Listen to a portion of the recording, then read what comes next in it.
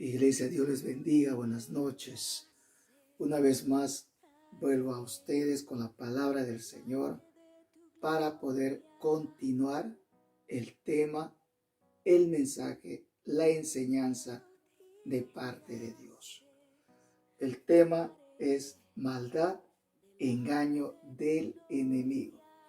Vamos al libro de Efesios capítulo 6, versículos 10 al 12.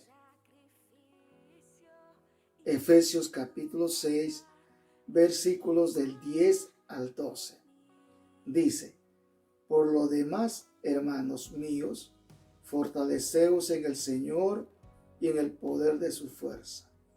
Vestidos de toda la armadura de Dios, para que podáis estar firmes contra las acechanzas del diablo.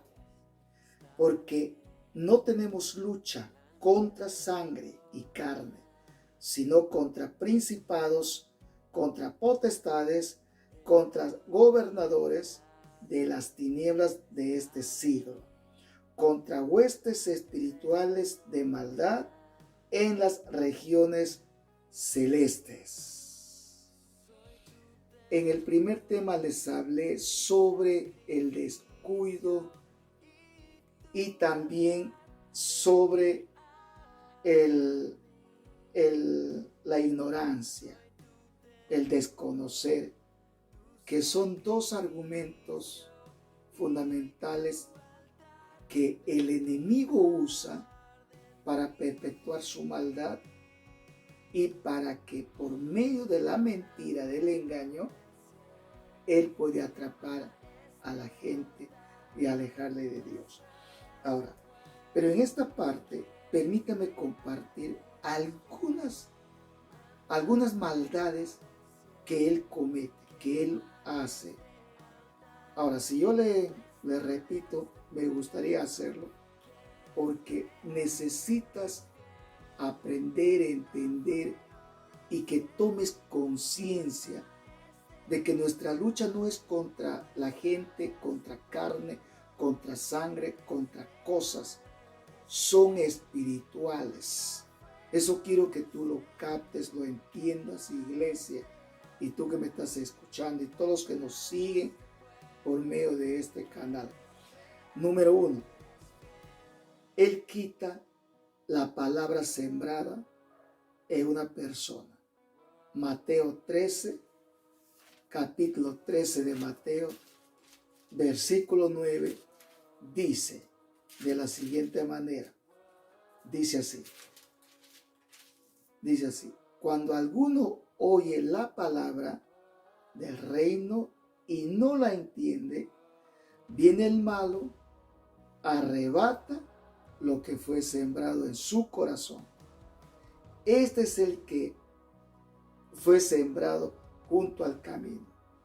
Es decir, esta persona oye, hasta se hace cristiano, hasta puede llorar, hasta puede quebrarse, pero pasan los días, los tiempos, o pasa el tiempo, el enemigo es como que usa bien a la madre, o bien al padre, o bien al cuñado, a la hermana, al cura, al otro, usa los medios, usa gente, es como se le va quitando, arrancando, sacándole la palabra que haya sido sembrado en su corazón de esa persona. Entonces, esa persona es como si nunca se entregó a Cristo, nunca se ha hecho cristiano, nunca se ve su fruto y nunca nació de nuevo. Número 2, otra de las maldades que hace el enemigo, como vengándose contra Dios en la gente, es que él siempre va a hablar una verdad a medias. Hay dos cosas aquí que tienes que entender. No solamente habla una verdad a medias para engañar y para tumbar y atrapar a la gente, sino que usa una mentira. Puede ponerte un pensamiento mentiroso, un argumento de mentira, hasta convertirle en una verdad en tu mente. Es como si te va repitiendo la misma cosa hasta que tú creas y eso se haga una verdad. Por eso dice Pablo que hay que estar firme contra las acechanzas del enemigo. Ahora, ¿qué ha hecho con Eva? Mira, vamos a ver Génesis capítulo 3, versículo 5. Mira lo que ha hecho el enemigo en la mente de Eva. Dice así, vamos a leer del versículo 4, versículo 5. Génesis capítulo 3, versículo 4, versículo 5. Dice, entonces la serpiente dijo a la mujer, no moriréis, sino que sabe Dios que el día en que comáis de él, serán abiertos vuestros ojos y seréis como Dios, sabiendo el bien y el mal. O sea, él le presentó una verdad, pero a medias. O sea, Dios le dice a Adán, le dice a Eva, el día que comieres de ese fruto, moriréis. Pero viene Satanás y le dice, no vas a morir. Sino lo que él no quiere, o sea, Dios no quiere que tú abras tus ojos, en que tú no sepas lo que es el mal, lo que es el bien. O sea, Dios no quiere que tengas sucesor. Es más, le está haciendo creer que Dios no le está dando todo lo que necesite el hombre, lo que necesita él. O sea, le está haciendo creer que Dios es injusto y que van a ser abiertos sus ojos, lo van a hacer. Y Dios no quiere sucesor. Entonces, mira cómo habla a medias, tirado entre la verdad y la mentira. O sea, el enemigo, para perpetrar su maldad, tiene que usar la mentira. Eso téngalo presente. Bueno, qué importante es que tú escudriñes la palabra. Ahora, número 3, tercera maldad. No solamente habla una verdad a medias, no solamente usa una mentira hasta convertirle una verdad en tu mente, sino que él ciega. Él te pone como una venda, te embota la mente, el entendimiento y te hace un ciego espiritual. Y eso es lo que el apóstol Pablo dice a la iglesia de Corintios, que estaba en Corintios, diciendo, temo que Satanás no cegó el entendimiento de los incrédulos. Segundo de Corintios, el capítulo 2, segundo de Corintios, capítulo 4, segundo de Corintios, capítulo 4, versículo 4, dice así, en los cuales el Dios de este siglo, refiriéndose al enemigo, cegó el entendimiento de los incrédulos, para que no les resplandezca la luz del evangelio de la gloria de Cristo, el cual es la imagen de Dios. Es decir, ha hecho toda esta maldad que para que el evangelio, la gloria del evangelio, no resplandezca en su ser interior de esa persona. Porque hay gente que escucha y como si no lo llegara, como si estaría que todo pasa por encima y no lo capta, no lo entiende. ¿Cómo será? Dice. Y si está ahí atento, no lo asimila. ¿Por qué? Porque el enemigo le ha incapacitado interiormente que no sea la luz del evangelio una gloria resplandeciente adentro. Dentro de las iglesias evangélicas he encontrado gente que tienen estos argumentos diciendo, pero ¿por qué tanto fanatizarse? Pero ¿por qué tanto meterse? ¿Por qué tanto esto? O sea, hay gente que se expresa así. No tengo tiempo para eso. Estoy demasiado ocupado. Y además hay que sacar tiempo. De mi tiempo sacas. ¿Por qué? ¿Por qué estas actitudes? ¿Por qué estas reacciones? Porque la maldad del enemigo es que esta gente les cegó. Les cegó, no lo entienden. No se, porque el día que la gloria del evangelio resplandezca, ese día el primer amor, su único amor, absoluto amor, su más grande amor, ya no será su esposa, su hija, su marido, sus cosas, ni nada, solo Dios. Pero no pasa eso mientras el hombre, la persona, está cegado. Aquí no tiene que ver nada tus títulos, tus cartones, tus conocimientos, tu filosofía, no, pero el diablo cegó con la única finalidad de que va a impedir que el evangelio de Dios resplandezca en esa persona. Número 4. No solamente hace eso, sino que hace otra maldad, sino que te hace pecar, te induce a pecar. No te quiero decir que te agarra y te hace pecar. No. Te induce.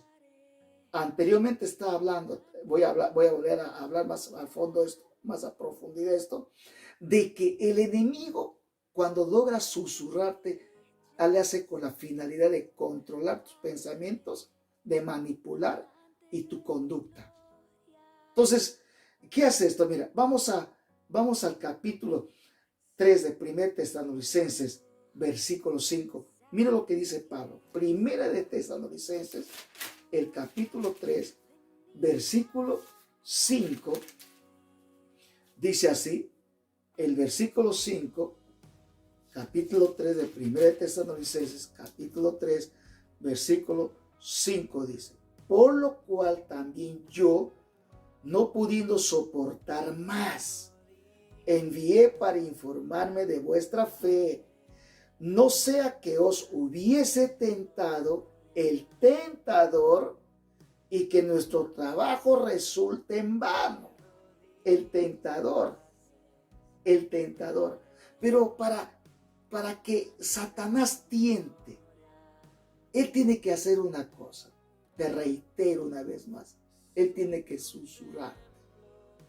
Para que tú puedas obrar todo lo contrario a los principios de Dios, todo lo contrario a los mandamientos de Dios, puedas vivir, reaccionar, hacer tu estilo de vida contra la palabra, contra la voluntad, todo lo que va contra. Recuerda que el tentador, ¿qué hizo? ¿Qué hizo este maligno? Lo que hizo es que te ha inducido para que tú actúes, hagas todo lo contrario. A eso me refiero, que él tienta a pecar. Él te induce. Él como busca manipularte. Ahora, número 5. ¿Qué más hace este diablo? ¿Qué más hace el enemigo? Busca destruir a la persona. Busca despedazar su fe, su vida espiritual, su vida moral, su familia. Vamos a ver en Pedro. Pedro nos da un buen consejo. Primera de Pedro, capítulo 5, versículo 8. Primera de Pedro, capítulo 5, versículo 8. Dice: sed sobrios y velad, porque vuestro adversario el diablo, como león rugiente, anda alrededor buscando a quien devorar. Un león hambriento. Y tú sabes, un león hambriento no ve el tamaño del cuerpo de su presa que le presenta. Está que le rodea, está que le pulsea. Ahora, la palabra devorar es arruinar. La palabra devorar es destruir, es tragar. Entonces, ¿qué es lo que él busca? Destruir tus áreas, tus fases de tu vida. donde nadie, ninguno debe violar y malograr tus áreas emocionales, tus áreas sentimentales, tu área de tu psique, tu área moral, tu área espiritual, tu área conyugal, tu área matrimonial, tu área familiar, tu núcleo, la que deben ser cuidados. Pero ¿qué busca el diablo? Destruirlo. Destruir tu vida espiritual. Devorarlo, arruinarlo, quebrarlo. Entonces, ¿qué dice? ¿Qué nos aconseja acá Pedro? Frente a esto, no es tanto el diablo te echó fuera en el horno. No se trata de ser sobrio, nada más que ser sobrio. ¿Sabes lo que es ser sobrio? Contrario de ser un borracho, contrario de ser un mareado. Es decir, sobrio la persona que tiene juicio cabal, calma, templado, controlado, pero por el Espíritu de Dios y por la palabra. Es decir, la palabra de Dios regula mi ser interior. Entonces, Pedro dice, sobrio, ser sobrio. Y no solamente velar, la palabra velar es que no bajes la guardia. Hay cosas que tú no debes ver, hay cosas que tú debes evitar para que no abres cabida y no des lugar al devorador. Pero él quiere y él busca destruir, porque él es un malvado. Él está buscando perpetuar cada día su maldad. Ahora, número 6, pero también aflige a la gente, aflige al intelectual, aflige al rico, al pobre, aflige al indio, al cholo, aflige al mestizo, aflige al político, aflige al millonario, aflige a todos, aflige. ¿Y dónde encontramos eso? Lucas capítulo 22. Vamos a Lucas capítulo 22. Lucas capítulo 22. Dice así. Capítulo 22. Versículo 31 dice. Dice así, escuchen. Miren tu palabra, miren la Biblia. Dice, dijo también el Señor, Simón, he aquí, Satanás os ha pedido para zarandearos como a trigo. La palabra zarandear es sacudir, es mover violentamente. Mira lo que hace el enemigo. Se atrevió a pedirle a Pedro. Y Jesucristo no lo negó. No dijo, no le toques a mi hijito, no le toques a mis discípulos, no le toques a mi engreído. No dijo no. Lo entregó. Mira lo que le contesta. Mira, dice el versículo 32, dice, pero yo he rogado por ti, que tu fe no falte, y tú, una vez vuelto, como confirma a tus hermanos. O sea, aflige. Él pide para afligir y muchas veces Dios lo permite, pero aflige. Ahora, no solamente porque te va a afligir, sino que golpea de una manera muy acertada. Pero todo esto, lo que te estoy hablando, es la maldad del enemigo. En él no hay nada, ni un poquito de misericordia. No tiene nada de amor. No tiene nada de lo bueno. Es maldad. Ahora, no solamente aflige, sino que busca engañar. Engaña a millones de gente. Engaña a miles y millones de gente, incluyendo evangélicos. Segunda de Corintios, vamos a Segunda de Corintios, el capítulo 11, versículo 14. 11:14. Mira, quiero que lo captes, lo entiendas. Asimila esto. Te vuelvo a reiterar. Nuestra lucha no es contra carne ni hueso. Son contra huestes espirituales cuya cabeza es Satanás. Te estoy hablando de sus maldades y engaños. Segunda de Corintios capítulo 11. Dice así. Dice versículo, vamos a leer desde el versículo 13, 14. Dice así. Porque estos son falsos apóstoles, obreros fraudulentos, que se disfrazan como apóstoles de Cristo.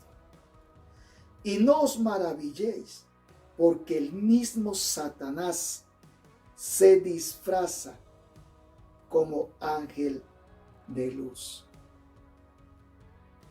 Pregúntate, ¿de qué se disfraza? De luz. No te maravilles, Satanás se disfraza de un ángel de luz para engañarle a Eva. ¿Cómo se fue?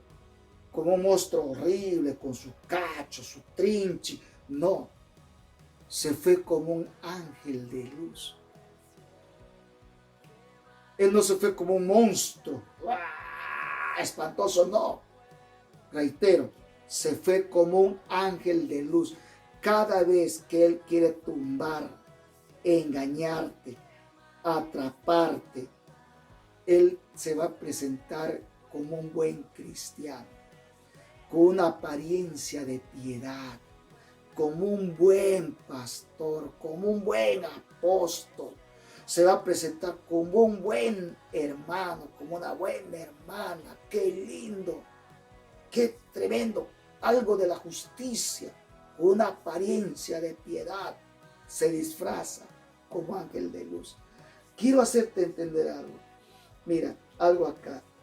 La luz, la palabra luz es la descripción de la naturaleza de Dios. Este Satanás, sus ángeles, sus apóstoles, sus profetas, se disfrazan, copian, imitan, se hacen pasar de luz. Pero en el fondo son abismos profundos. Quienes caen ahí, muchos ya no salen. Engaña. Hay millones de evangélicos engañados por ignorancia a la palabra.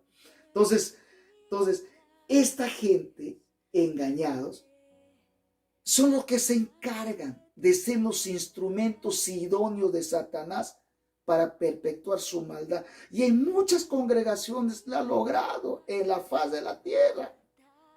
Por acá, por el norte del Perú, yo he encontrado infinidades de grupitos evangélicos, todos productos de una división. Que Dios me ha mostrado esto, que Dios me habló esto, me habló en profecía, vino una luz, etc. Se les engañó. Y eso ha hecho que esa iglesia, la iglesia está más dividida. Entonces, el diablo se disfraza, pero como ángel de luz, para engañar, destruir. Ahora, número 8. No solamente busque engañar, sino que causa opresión. Opresión. La palabra opresión aquí es te ahoga, te ahorca. Es como si no quiere que el aire llegue a tu pulmón. Hechos capítulo 10. Jesucristo confrontó esto, se enfrentó a esto y liberó a muchos ahorcados, o sea, oprimidos por el diablo. Hechos capítulo 10, versículo 38. Dice así. Hechos 10. Hechos 10, versículo 38. Dice el versículo 38. Cómo Dios ungió con el Espíritu Santo y con poder a Jesús de Nazaret.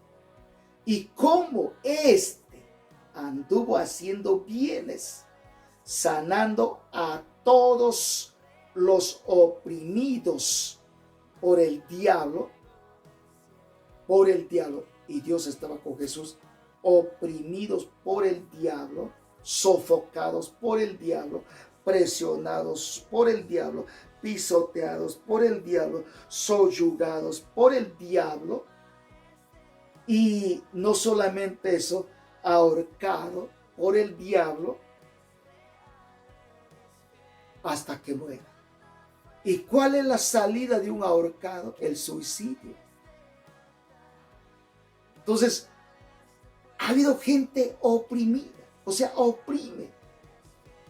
Esta es otra de sus maldades, de oprimir. Con esta pandemia que está pasando el planeta Tierra, el diablo está que ahorca a miles, a millones, incluyendo evangélicos. Está que ahorca, está que hace una opresión terrible, oprimir, como si están perdiendo el sentido de la vida, de la existencia. Como si el diablo está queriendo presentar qué malo es Dios, hasta cuándo nos va a tener así. ¿Por qué Dios es injusto? Si Dios es amor, es bueno. ¿Por qué? Porque ese es lo que le ha hecho engañar Satanás a Eva. Y Eva lo ha creído. Anteriores predicaciones que he dado, mi mensaje era: ¿por qué se desata la ira, el juicio, el castigo? ¿Por qué? Aunque algunos predicadores dicen que no es el castigo, entonces ¿qué? ¿Por qué? Yo les explico una serie de razones a la luz de la palabra. Pero en esta parte, aquí Jesucristo encontró cantidades de gente oprimidos por el diablo, sofocado así. Y eso pues no le cura a nadie. Eso no te va a curar nadie. El único que te puede sanarte de esta opresión es Jesucristo. Acá también te voy a leer de nuevo. Cómo Dios ungió con el Espíritu Santo y con poder a Jesús de Nazaret, y cómo éste anduvo haciendo bienes y sanando a todos los oprimidos por el diablo. Tal vez tienes tu papá, tu tío, tu hermano, tu mamá, tu primo que está con este demonio que ha soltado el infierno. De repente estás ahí que te oprime. ¿Por qué? Diosito, no, Dios, no es así. Ahí está Jesucristo delante de ti, está cerca de ti, está allí. No solamente está conmigo. Y además Él te está hablando a través de este servidor. Dios está contigo. Ahí está Jesucristo, está ungido con el poder del Espíritu Santo para desatar y sanar a los oprimidos por el diablo. Solamente tienes que venir a Él y: Señor, ven, y Él no te va a echar afuera. No solamente oprime, sino que esclaviza, sujeta, esclaviza. Vamos a San Juan 8:34. 34. San Juan 8:34. Dice así, 8:34. Dice, San Juan 8:34. Jesús le respondió: de cierto os digo, que todo aquel que hace pecado, ¿en qué se convierte? Esclavo. Esclavo. Todos los que viven en pecado, practican el pecado, ellos son esclavos del pecado. La palabra esclavo es siervo. La palabra siervo en el hebreo y el griego es esclavo. Esclavo, siervo del pecado. O sea, hay gente que sirve el pecado, vive el pecado. El conviviente es esclavo del pecado. El adúltero, el homosexual, el borracho, el alcohólico, el que se endroga, el el que tiene relaciones sexuales sin ser casados. Todos los que practican una y otra clase de pecados, ellos son esclavos del pecado. Así dice, esclavo es del pecado.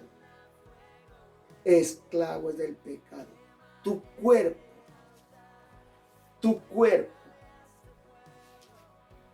que le usas para pecar, con tu mentalidad tú sabes lo que haces con tu cuerpo. Tu cuerpo es un instrumento de esa esclavitud al pecado.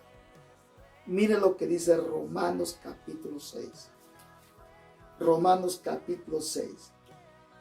Dice el versículo 16. ¿No sabéis que si os sometéis a alguien como esclavos para obedecerle, sois esclavos de aquel a quien os obedecéis, sea del pecado para la muerte, o sea de la obediencia para justicia? Yo te invito a que leas hasta el versículo 23. Pero te voy a leer el versículo 23.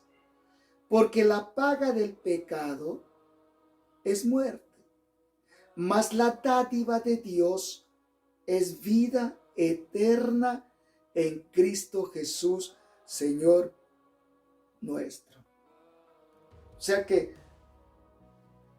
tú tienes que decidir.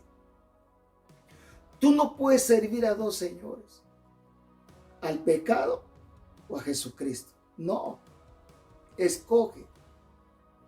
¿Sirves a Cristo o sirves al diablo a través de los pecados que estás haciendo? Decide. Corta. Para eso apareció el Hijo del Hombre, para deshacer las obras del pecado. Ahora, no solamente eso, número 10, sino que impulsa al suicidio. O sea, el diablo busca, desea verte muerto, lejos de Dios, verte en el infierno condenado. Dios no.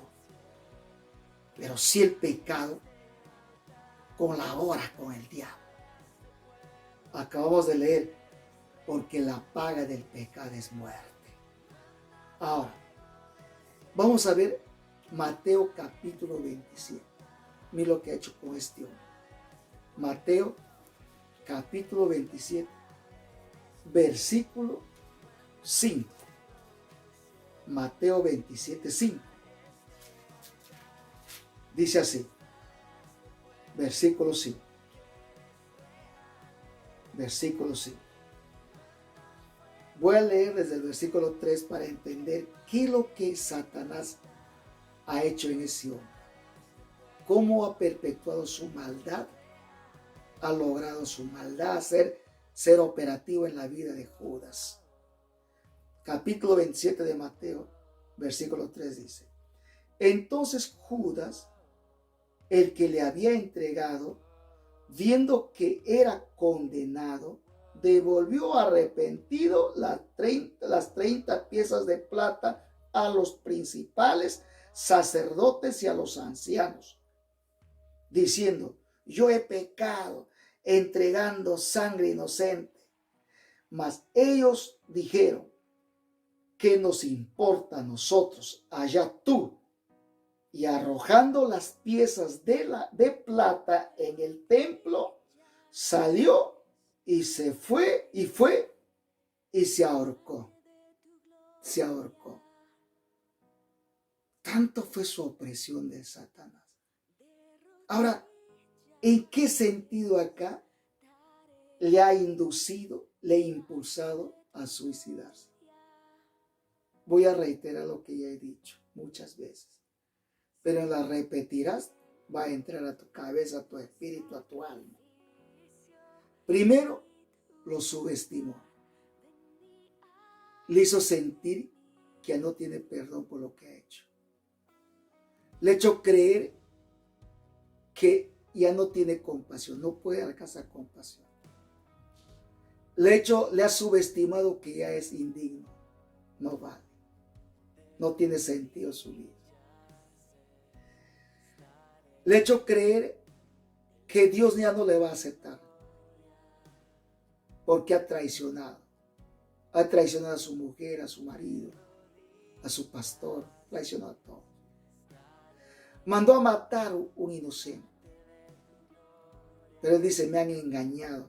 Cuando le han visto que le han condenado, porque le han dicho que no le van a condenar.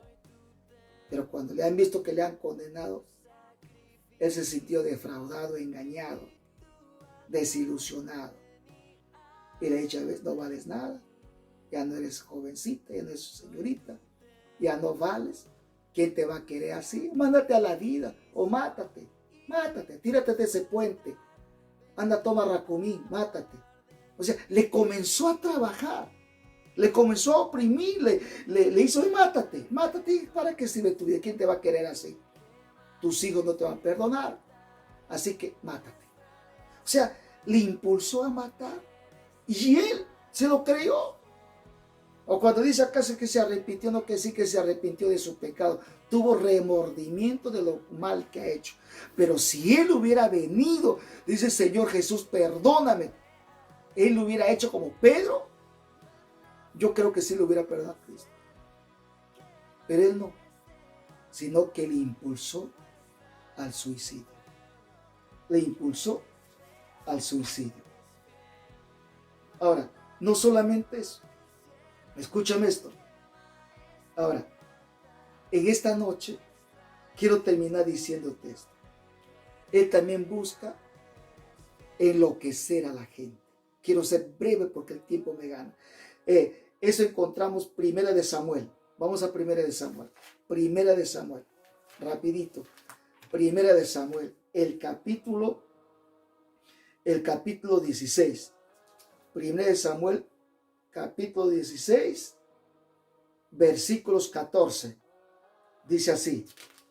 16, 14. El espíritu de Jehová se apartó de Saúl y le atormentaba un espíritu malo de parte de Jehová. Versículo 23. Y cuando el espíritu malo de parte de Dios venía sobre Saúl, David tomaba el arpa y tocaba con su mano, y Saúl tenía alivio y estaba mejor, y el espíritu malo se apartaba de él. Mira, continuamente le atormentaba. Hablando como médico, esto le llaman ellos los neurólogos, tiene problemas neurológicos. Pero este es un tormento maligno, enloquecedor. Le está volviendo loco. Hay gente que se vuelve loco. Usted ya ha escuchado gente que dice, me he enamorado locamente. Tú sabes que el amor no idiotiza, no enloquece a nadie. El auténtico amor que viene de Dios hacia una señorita, un joven, nunca vuelve loco a nadie, no sale, no pierde su juicio cabal. Pero cuando ya pierde el juicio cabal, ya no está en su juicio correcto, ya tiene nervios, tiene desesperación, angustia, recuerda que es un espíritu que le está alocándose. Le está alocando. Ahora, no solamente si Dios lo permite, señorita, señor, caballero, hermano, líder, pastor, cristiano, evangélico, religioso, quien también que seas, tú que me estás viendo ahí sentado en tu cama, en tu sillón, en tu mesa, ahí en tu sofá, tú que me estás viendo, tal vez cargando tu bebé ahí donde estás, escúchame lo que te digo esto, escúchame. Dice Pablo, fortaleceos en el Señor, en la fuerza del Señor. ¿Por qué? Contra las acechanzas del diablo, contra sus maldades, sus sistemas, métodos, formas que él usa para matar, destruir, para alejarle de Dios al hombre. Entonces, yo te quiero decir esta noche, ahí donde estás tú, entrega tu vida a Cristo. Consagra tu vida a Cristo. Escudriña la palabra. Todos los jueves y domingos, escudriña conmigo la palabra. Tu líder, tu pastor, te ha alejado, que hagas tu devocional, hágalo. Consulta con Él en esta noche. Yo te bendigo, preciosa iglesia. Y todos los que me ven, Cristo te ama. Dios te bendiga. Delante de tu gloria.